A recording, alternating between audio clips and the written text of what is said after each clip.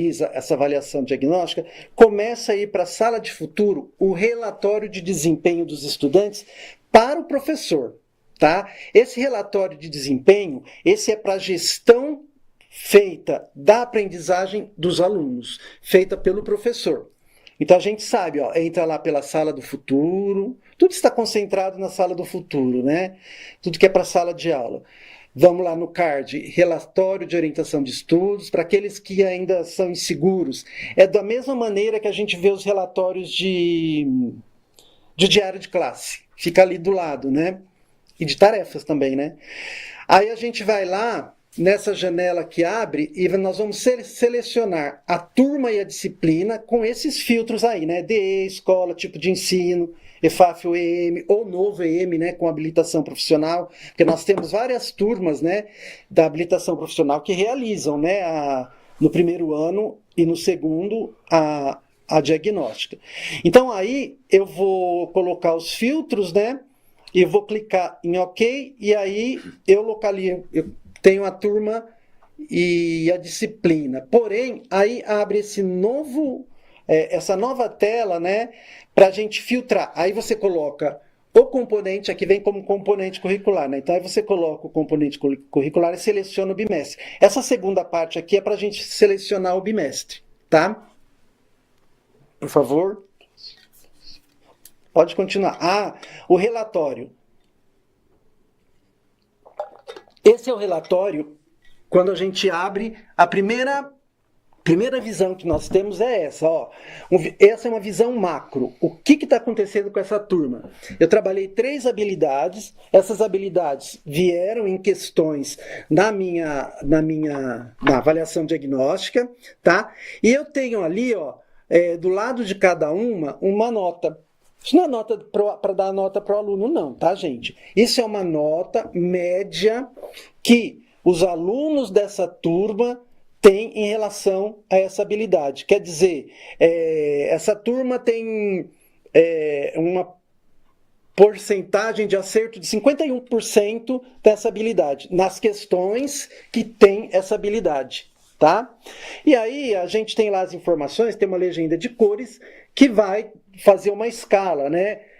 Para vir com a cor verde, tem que ser acima de 8 a nota. Entre 7,9 e 5 é esse tom amarelo. E abaixo de 4,9, então, é esse tom próximo aí do vermelho. Então, visão macro. Eu já sei que eu tenho que procurar a habilidade 2 e a habilidade 3 para eu trabalhar com esses meus alunos. Clicando no ícone ali do lado do símbolo, né, do código, melhor dizendo, do código da habilidade, eu vou ler qual é a habilidade. Eu não preciso pegar lá a matriz, voltar lá na ementa. Eu já olho ali mesmo. Beleza?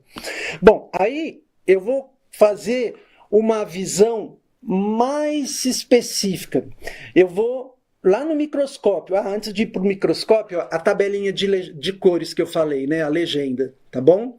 Então agora eu vou clicar em cima do H2 para ter uma visão microscópica. Olha, ali eu vou ter o nome também de todos os alunos e dentro daquela habilidade que eles estão com defasagem, quais são os descritores ou o descritor que eles ainda não conseguem dominar.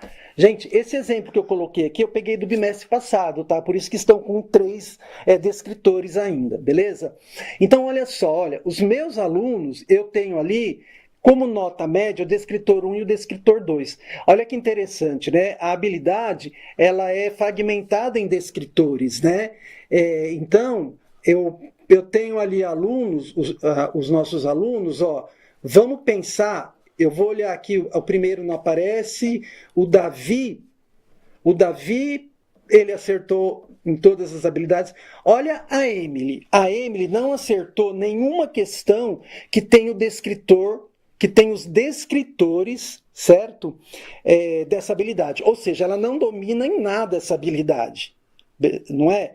Já o Luiz, olha o Luiz, que está abaixo da Emily, ele errou.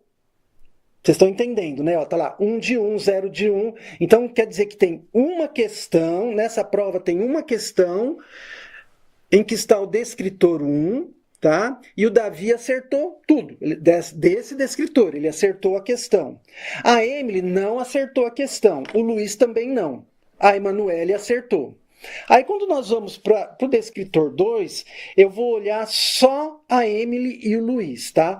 A Emily não acertou nada, nenhuma das questões do descritor 2. E o Luiz, ele acertou as duas do descritor 2. E no descritor 3, ele acertou uma, quer dizer, tudo que tinha de questão sobre o descritor 3 era uma, e ele acertou. Então, vejam só que uma habilidade, às vezes a gente generaliza, né? Esse trabalho com os descritores, ele é muito bacana. Por quê? Porque eu vou ter ali na sala um grupo que não domina a habilidade 1. É a 3, né? Eles não dominam a habilidade 3. Só que existe uma diferença nesse domínio, tá? Em função dos descritores. Isso que eu estou falando, o professor de português e o professor de matemática, que são os especialistas, entendem muito bem. A hora que ele pegar a ementa, que ele olhar lá para a habilidade 3, e o que são os descritores, né, os 3 descritores, que sempre vão atuar em progressão para a construção da habilidade, então o professor vai entender muito bem isso que eu estou falando. Talvez o coordenador aí geral, ou alguém da equipe gestora como eu, que não somos de português nem de matemática, para a gente isso ainda não esteja claro. A hora que você pegar uma matriz da sua disciplina, você entende também, tá? Bom, e da mesma forma que a habilidade, a gente pode clicar no ícone ali do lado do descritor e nós vamos ler qual é esse descritor, tá bom? O que nós acabamos de fazer, professor? Nós detectamos, que a nossa turma apresenta maior defasagem no D2 e no D1, é isso. Porém, o D2 ainda é o que está com menor domínio pelos nossos alunos. Então, eu vou agora ter que pensar em priorizações, tá? O que eu vou fazer? D2 e D3. Perdão, D1 e D2. Eu vou ler o D1 e D2, provavelmente o D2 é onde eu vou ter que trabalhar. Mas eu preciso do quê? Eu preciso do especialista, né, que é você fazer essa sua análise junto com o seu PCA, o coordenador de área, muito importante. Se você não é o professor da turma, você é o professor de OE de língua portuguesa, mas ele tem um outro professor de língua portuguesa. Esse alinhamento, essa conversa, ela deve acontecer entre vocês, 3. Professor de OE não pode, de forma alguma, se distanciar do professor de português e o de matemática da turma, tá? Porque, veja bem, se não é o mesmo, ele tem uma aula só por semana. O outro professor conhece mais os seus alunos, né? Português e matemática tem muita aula. Então, ele vai conhecer melhor os alunos. A gente sabe, né, gente? O tempo está curto, está corrido, mas na escola a gente consegue, tá? A gente vai conseguir essa conversa que tem que estar junto com o coordenador de área, a par de tudo, para a elaboração do plano, que você vai ter que elaborar depois, plano de aula, plano bimestral, tá? De OE, essa união tem que existir, essa colaboração, corresponsabilidade. Bom, então eu fiz toda essa leitura do painel, após os meus alunos, né, a maioria pelo menos, realizar a avaliação diagnóstica, e agora eu já sei o que os meus alunos não sabem, tá? Eu sei bem granulometricamente, né? Bem pequenininho o que os nossos alunos não sabem.